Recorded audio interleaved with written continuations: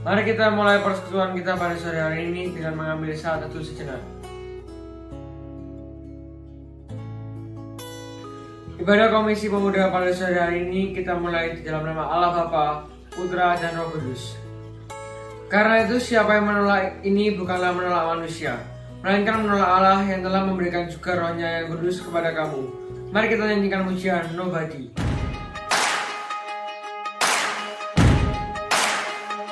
Why you ever chose me has always been a mystery. All my life I've been told I belong at the end of the line, with all the other not quite, with all the never get it right. But it turns out they're the ones you were looking for all this time. 'Cause I'm just a nobody, trying to tell everybody all about somebody who saved my soul. Ever since you rescued me, you gave my heart a song to sing. I'm living for the world to see nobody but Jesus. I'm living for the world to see nobody but Jesus. When Moses had stage fright and David brought a rock to a sword fight, you picked 12 outsiders nobody would have chosen, and you changed the world. Well, the moral of the story is everybody's got a purpose. So when I hear that devil start talking to me, saying, who do you think you are? I say, I'm just a nobody, trying to tell everybody all about somebody who saved my soul. Ever since you rescued me, you gave my heart a song to sing. I'm living for the world to see nobody but Jesus. I'm living for the world to see nobody but Jesus. So let me go down, down, down in history as another blood-bought, faithful member of the family.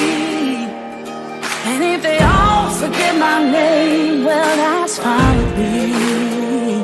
I'm living for the world to see nobody but Jesus. So let me go down, down, down in history, as another blood-bought, faithful member of the family. That's all I ever wanna be. And if they all forget my name, well, that's fine with me. I'm living for the world to see nobody but Jesus. 'Cause I'm just a nobody, trying to tell everybody all about somebody who saved my soul. Ever since you rescued me, you gave my heart a song to sing. I'm living for the world to see nobody but Jesus. I'm living for the world to see nobody but Jesus. I'm living for the world to see nobody but Jesus. Panggilan ibadah kita pada sore hari ini terambil dari Mazmur 119 ayat 101 sampai 103 yang berbunyi demikian. Terhadap segala jalan kejahatan aku menahan kakiku, supaya aku berpegang pada firman-Mu. Aku tidak menyimpang dari hukum-hukum-Mu, sebab Engkaulah yang mengajar aku. Betapa manisnya janji-janji-Mu itu bagi langit-langitku, lebih daripada madu bagi mulutku. Demikianlah Yesus berkeliling ke semua kota dan desa. Ia mengajar dalam rumah-rumah ibadat dan memberitakan Injil Kerajaan Surga, serta melenyapkan segala penyakit dan kelemahan. Mari kita nyanyikan pujian dalam Yesus.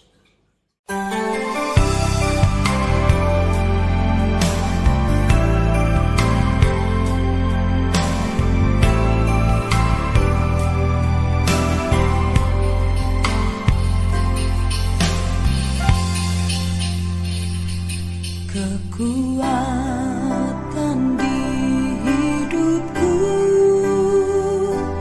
ku dapat dalam Yesus.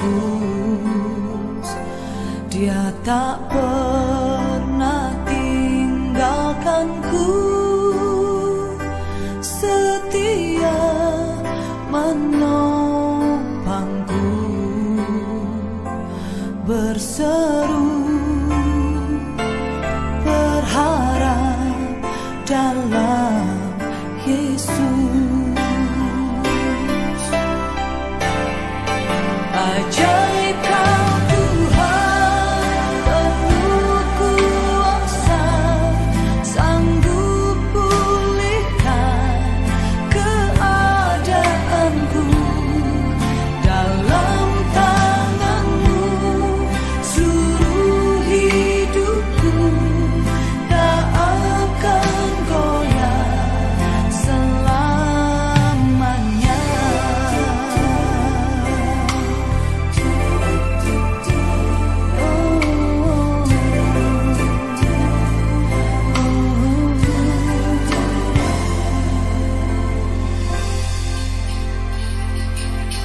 Kekuatan di hidupku ku dapat dalam Yesus. Dia tak pernah tinggalkanku, setia menopangku, berseru berharap dalam Yesus. Ajaib Kau Tuhan, penuh kuasa, sanggup pulihkan keadaanku. Dalam tangan-Mu seluruh hidupku tak akan goyah selamanya. Ajaib Kau Tuhan, penuh kuasa, sanggup pulihkan keadaanku. Dalam tangan-Mu seluruh hidupku tak akan goyah selamanya.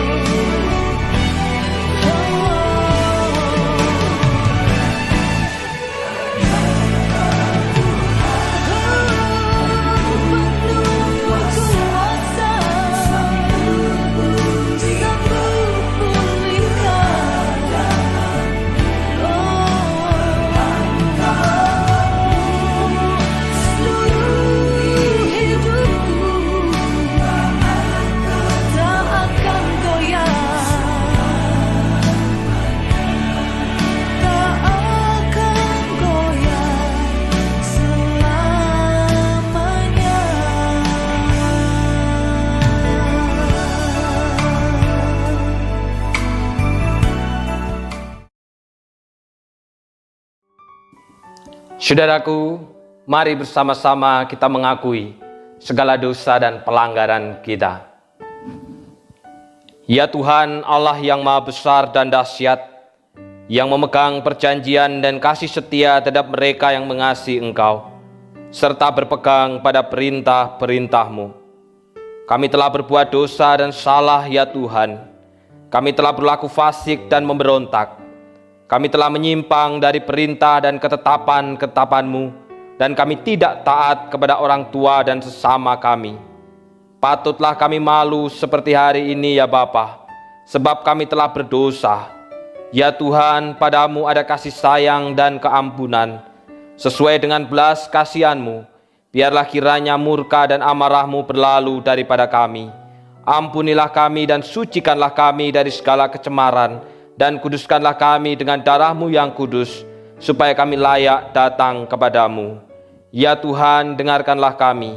Dalam nama Tuhan Yesus Kristus, kami sudah berdoa. Amin. Berdasarkan kasih karunia Allah dalam Tuhan kita Yesus Kristus, dengarkanlah berita pengampunan dosa kepada tiap-tiap orang yang mengaku dengan tulus dan ikhlas, sebagaimana janji Allah dalam Matius 26 ayat 28. Sebab inilah darahku, darah perjanjian yang ditumpahkan bagi banyak orang untuk pengampunan dosa.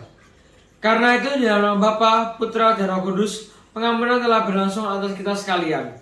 Hiduplah dalam damai yang memberi kelegaan kepada semua orang, sebagaimana Allah dalam Kristus telah mendamaikan kita dengan dirinya.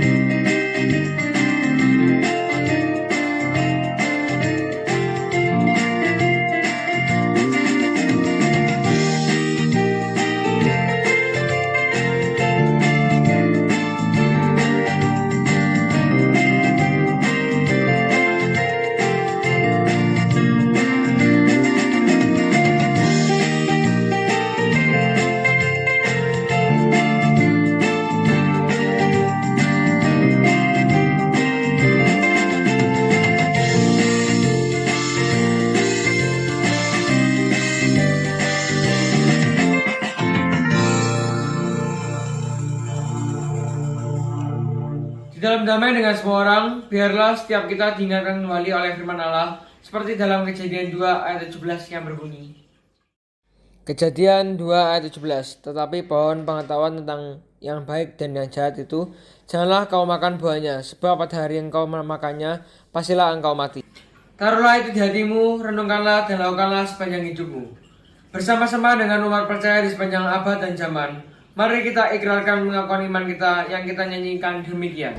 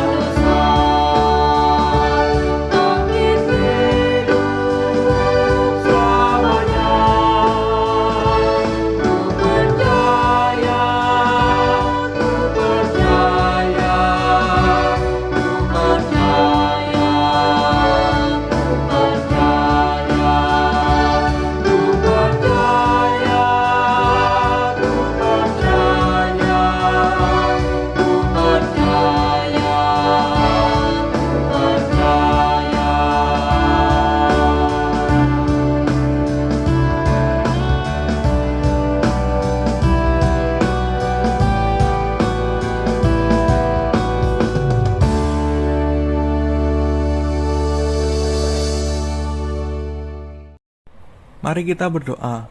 Tuhan, kami bersyukur karena kami bisa bersekutu bersama pada hari ini.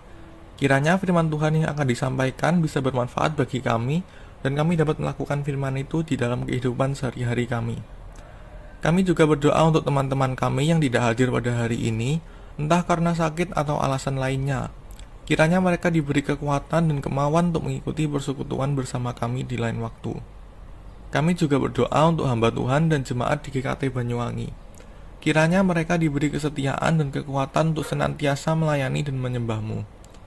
Tidak lupa juga kami berdoa bagi bangsa dan negara kami yang pada saat ini masih berperang melawan COVID. Kiranya masyarakat bisa lebih taat kepada protokol kesehatan dan bisa lebih pengertian untuk mencegah penyebaran virus yang lebih parah. Dalam nama Tuhan Yesus kami berdoa. Amin. Namun karena kasih karunia yang telah dianugerahkan Allah kepadaku, aku di sana sini dengan agak berani telah menulis kepadamu untuk mengingatkan kamu. Mari kita menyanyikan pujian Pelangi Kasih-Nya.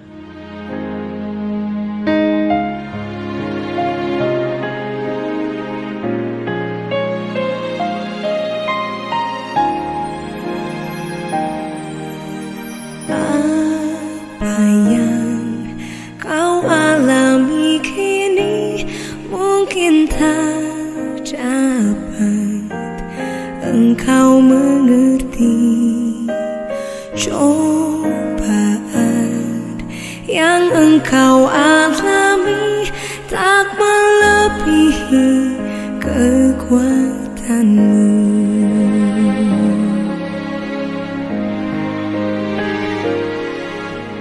Tuhanmu tak akan memberi ular beracun pada yang minta roti. Satu hal tanamkan di hati, indah semua yang Tuhan beri. Tangan Tuhan sedang merendam suatu karya yang agung mulia.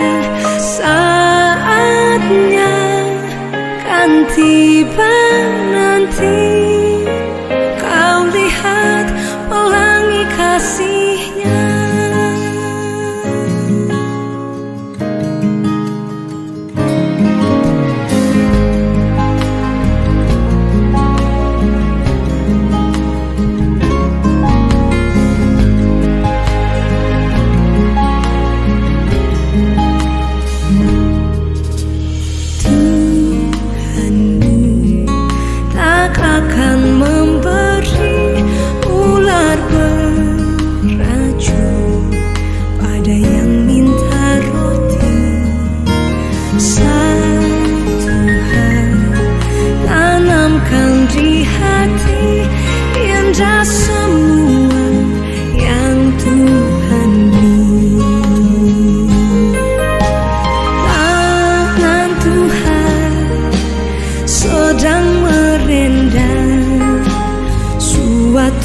Karya yang agung mulia.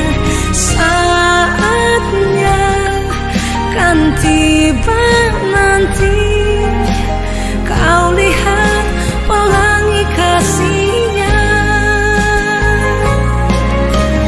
Tangan Tuhan sedang merendam suatu karya yang agung mulia.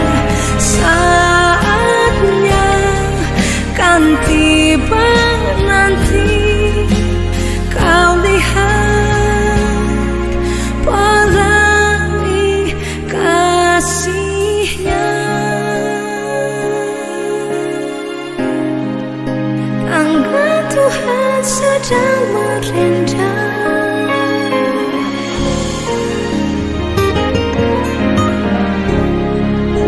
Saatnya pastikan tiba, kau lihat pelangi kasih-Nya.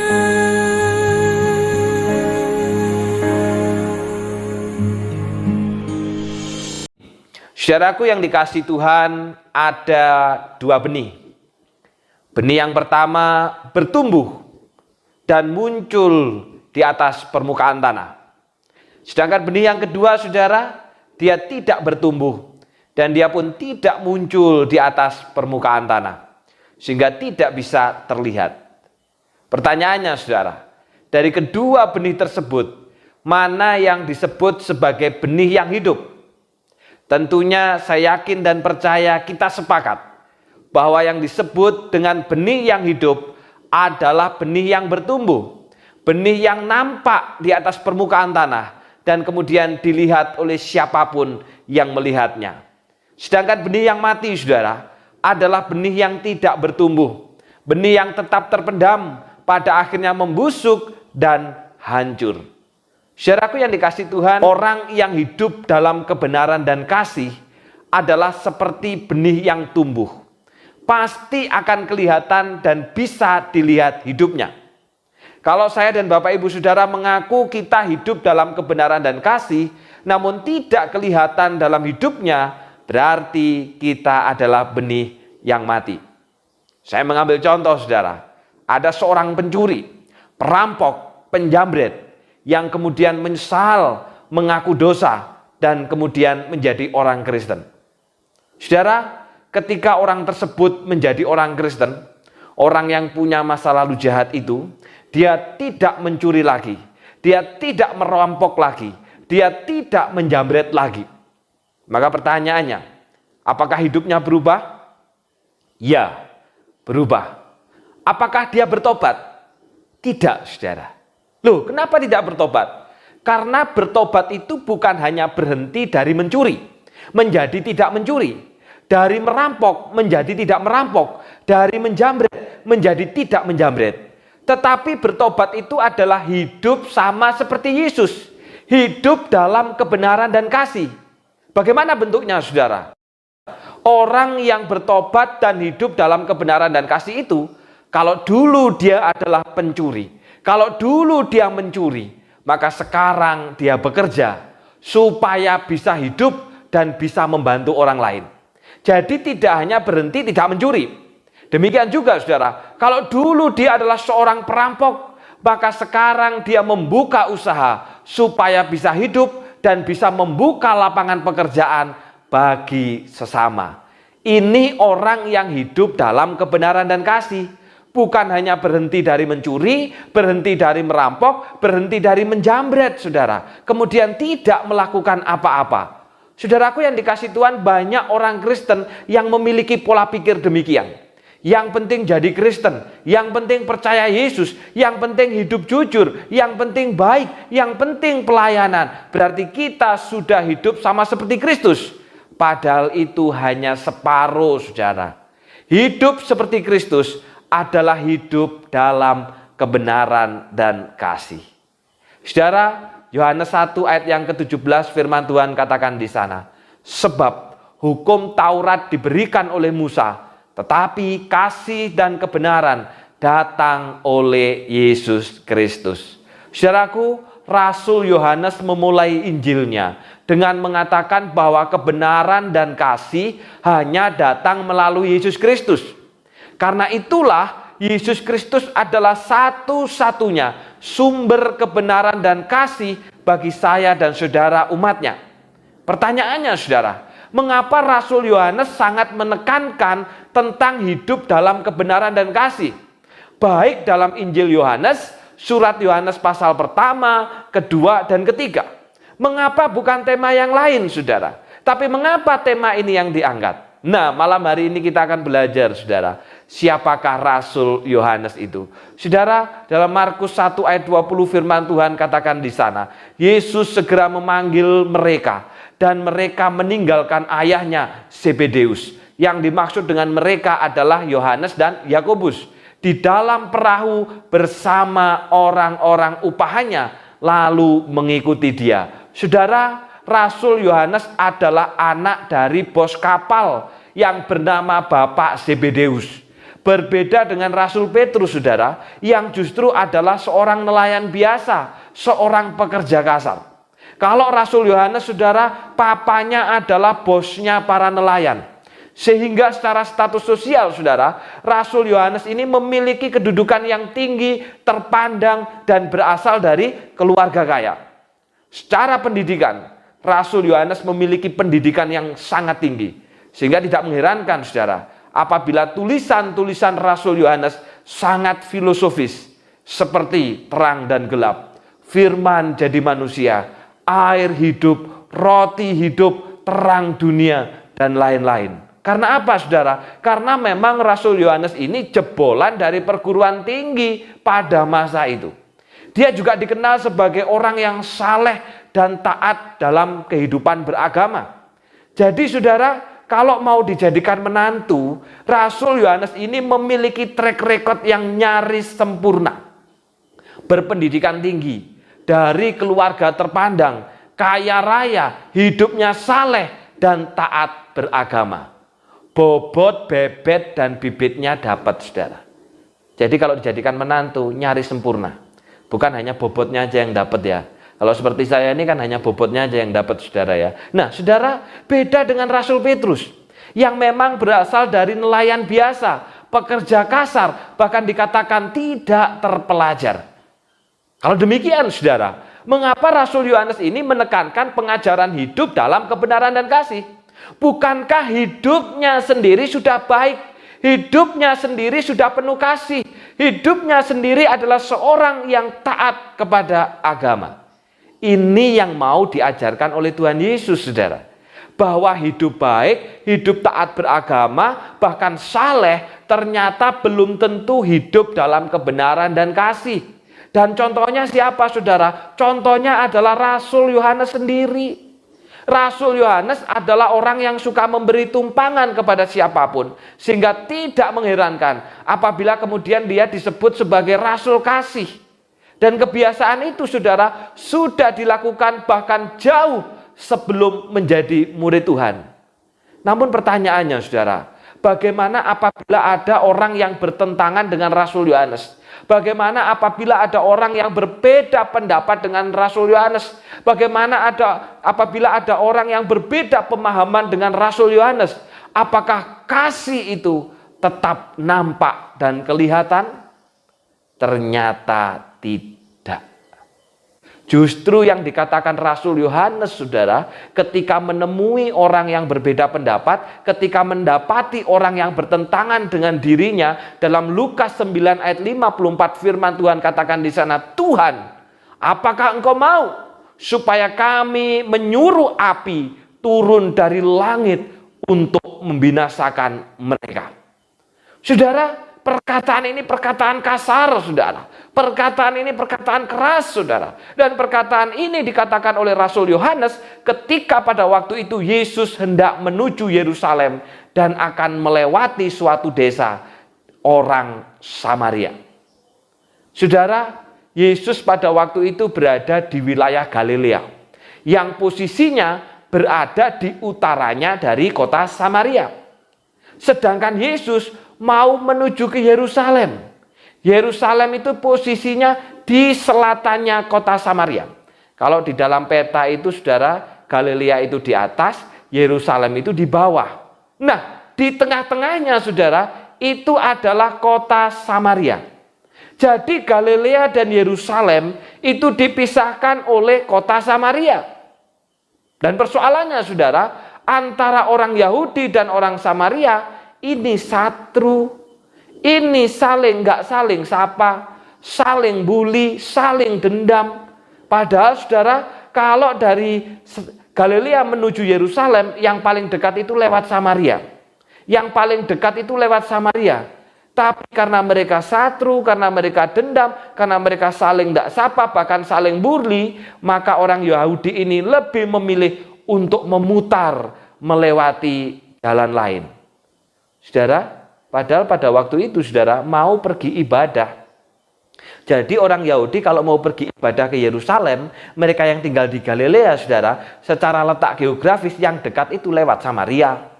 Itu lebih dekat, lebih cepat. Tapi, saudara, karena ada dendam di hatinya, karena tidak suka, karena ada kebencian, saudara, maka mereka rela memutar.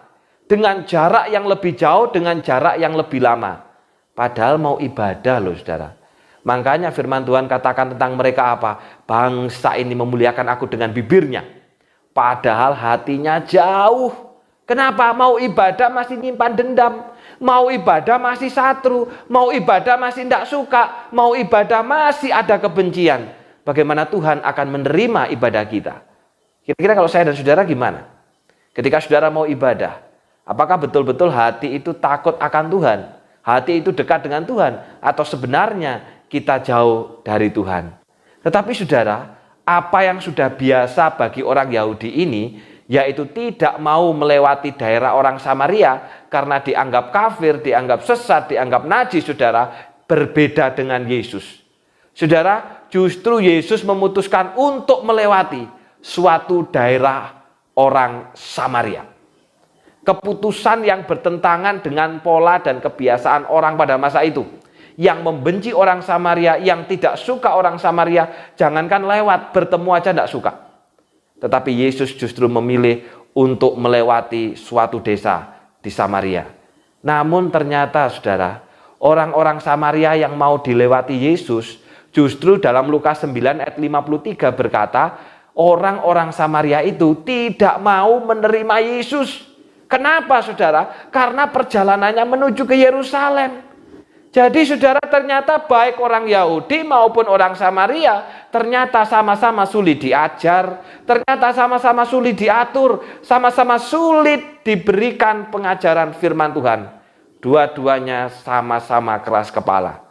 Nah saudara, karena penolakan orang Samaria inilah, maka Rasul Yohanes yang adalah orang Yahudi, kemudian dia berkata dalam Lukas 9 ayat 54, Tuhan, apakah engkau menghendaki kami menyuruh api turun dari langit dan membinasakan orang Samaria itu? Seperti Elia juga melakukannya. Saudara, Rasul Yohanes beranggapan bahwa orang Samaria yang telah menolak Yesus sah untuk dibinasakan.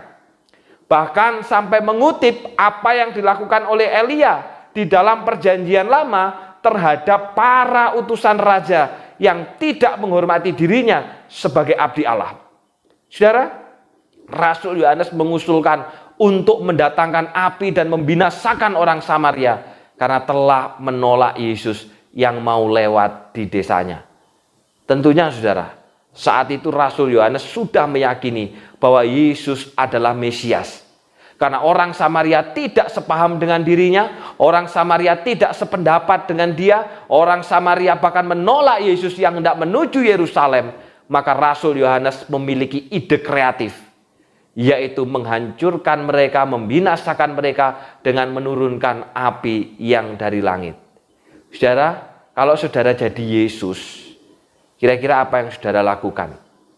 Saudara mau numpang lewat, ditolak. Saudara, kemudian saudara ada orang terdekat yang membela saudara. Bahkan berkata apa? Memang tidak benar ini orang.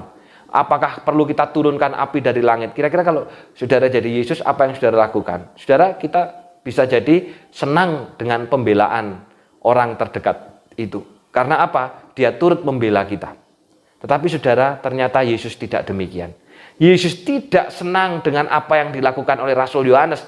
Justru sebaliknya dalam Lukas 9 ayat 55, Yesus berpaling dan berkata kepada Rasul Yohanes, bahkan memarahi Rasul Yohanes dengan berkata, kamu nggak sadar roh apa yang ada padamu. Saudara, ini teguran yang sangat keras kepada Rasul Yohanes. Karena kebenaran dan kasih itu bukan kayak gitu. Ini yang dimaksud Yesus, saudara. Kalau orang itu sependapat, kalau orang itu mendukung, kalau orang itu dekat, kalau orang itu sepemahaman dengan kita, kita menunjukkan kasih. Sebaliknya, apabila orang itu berbeda pendapat, menentang, berseberangan, bahkan menolak, kemudian kita jadikan musuh. Yang bukan hanya tidak perlu dikasihi, tapi lebih pantas dibinasakan. Itu bukan orang yang hidup dalam kebenaran dan kasih. Karena itu ketika Rasul Yohanes punya ide kreatif untuk membinasakan orang-orang Samaria, Yesus marah. Yesus berpaling bahkan menegur dengan keras. roh apa yang ada padamu? Ini teguran yang sangat keras, saudara. Kenapa, saudara? Karena orang yang hidup dalam kebenaran dan kasih, seperti yang Yesus katakan dalam Lukas 9 ayat 56, sebab Anak Manusia datang bukan untuk membinasakan jiwa manusia, tetapi untuk menyelamatkannya. Saudara, orang yang hidup dalam kebenaran dan kasih menjadikan orang yang berdosa, orang yang bersalah, orang yang jatuh bukan sebagai musuh, tetapi sebagai orang yang perlu ditolong dan diselamatkan.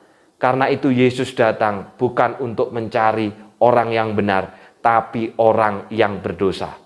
Karena saya dan Bapak Ibu Saudara pun demikian. Kalau Yesus bukan sumber kebenaran dan kasih, tidak mungkin saya dan saudara jadi umatnya. Karena kita juga berdosa, saudara. Justru kebenaran dan kasih Kristuslah yang mau dan rela datang ke dunia jadi manusia, bahkan mati di salib untuk menghapus dosa saya dan saudara. Demikian juga, saudara.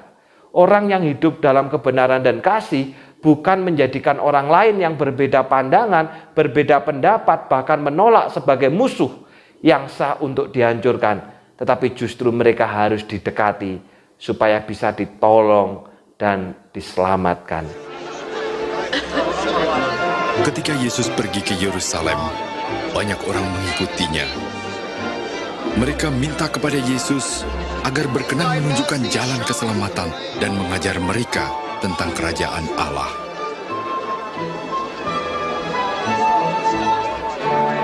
Orang ini benar-benar seorang nabi. Ya Tuhanku dan guruku, selamatkan saya.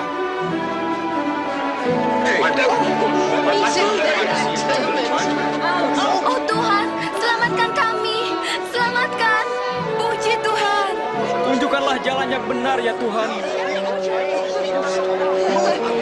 Banyak orang mulai menerima Yesus sebagai Tuhan dan Guru.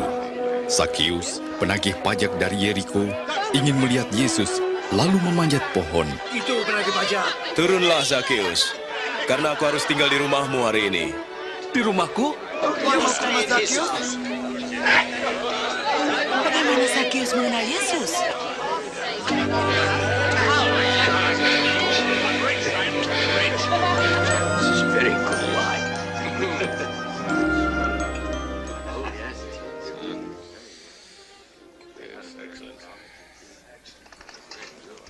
Dengarkan, saya memberi setengah dari milikku kepada yang miskin. Dan jika saya memeras seseorang, saya akan membayar kembali 4 kali lipat.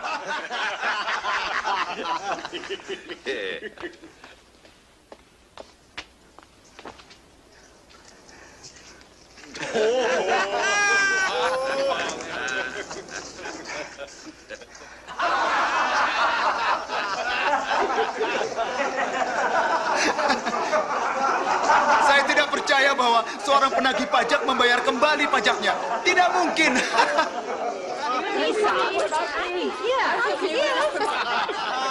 Hari ini keselamatan telah datang ke rumah ini. Karena orang ini pun turunan Abraham.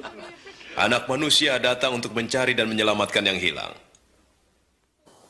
Saudara, kita pasti ingat kisah Sakeus, seorang yang disebut sebagai kepala pemungut cukai.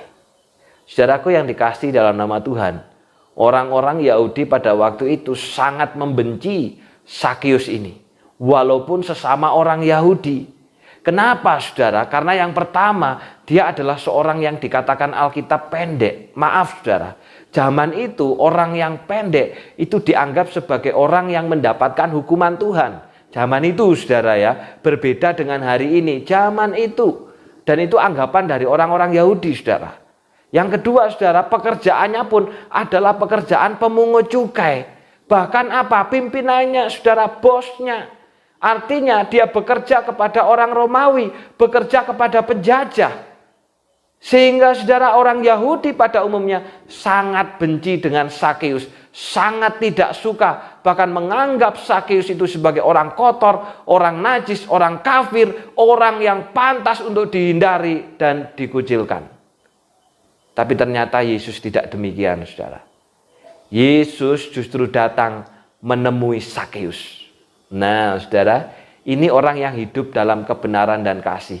Orang yang berdosa, orang yang jatuh dalam dosa bukan disingkirkan, tapi justru didekati untuk ditolong. Yesus datang dan justru Yesus yang berkata, aku mau menginap ke rumahmu. Bukan Sakeus yang cari Yesus. Yesus yang cari Sakeus, saudara. Aku mau menginap ke rumahmu. Lalu kemudian, saudara, Sakeus pun mengalami pertobatan. Sehingga dia berkata apa? Setengah dari milikku akan kusumbangkan untuk orang-orang miskin. Dan apabila ada yang kuperas, maka tinggal separuhnya, saudara, akan aku kembalikan 4 kali lipat.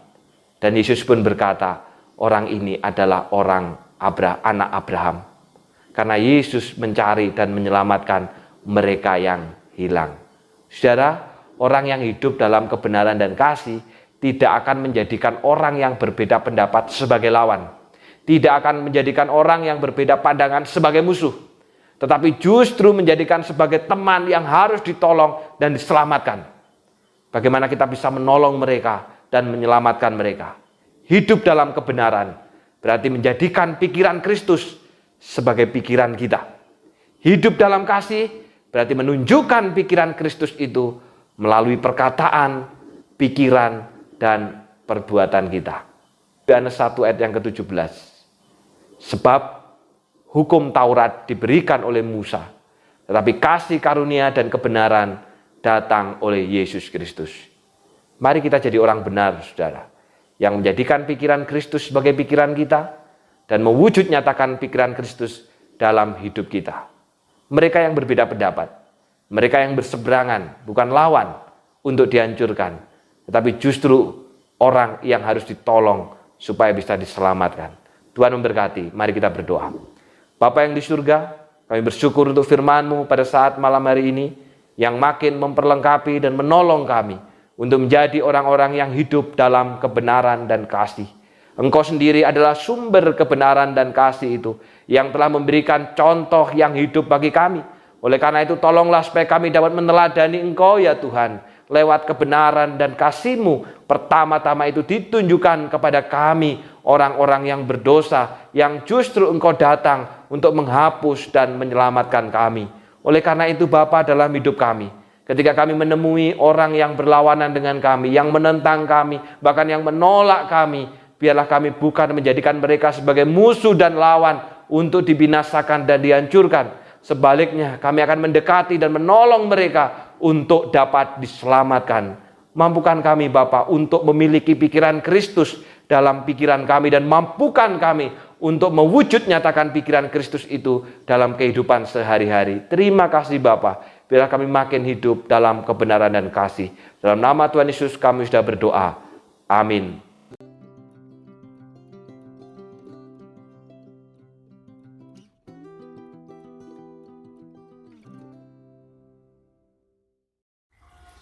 Tuhan Yesus, terima kasih atas berkat-Mu hari ini. Kami masih dapat beribadah untuk mendengarkan firman-Mu. Berkatilah kami semua agar dapat memahami dan melaksanakan firman-Mu dalam kehidupan sehari. Dan dalam nama Tuhan Yesus kami mengucap syukur dan berdoa. Haleluya, amin.